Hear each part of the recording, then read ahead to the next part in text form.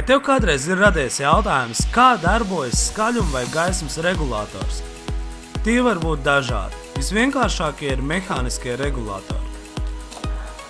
Pēc savas būtības mehāniskie regulatori ir maiņa rezistori, kas ir rezistori ar mainām pretstību. Viens no diviem maiņa rezistoru kontaktiem ir nekustīgs, bet otrs ir kustīgs. Ar kustīgo kontaktu regulēt rezistoru garumu. Jo garāk ir maiņa rezistora daļa ir pieslēgta elektriskā ķēdē, jo lielāka ir tā pretestība. Ja maiņa rezistors saslēdz virknē ar spuldzi, tad var regulēt spuldzi skvēles stiprumu.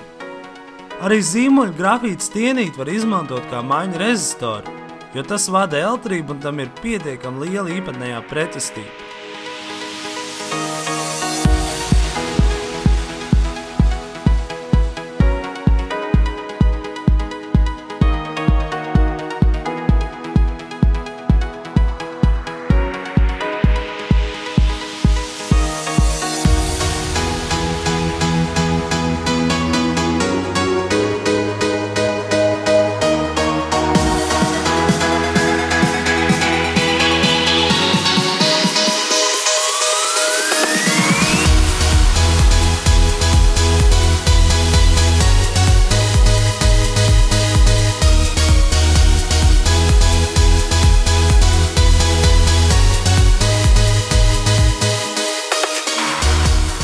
Starp citu, kāds citības zīmols vislabāk darbotos kā maiņa rezistors tavai spuldzītei?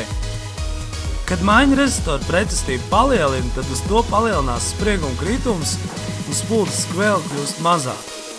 Ja maiņa rezistora pretestība samazina, tad spuldzes skvēle palielinās.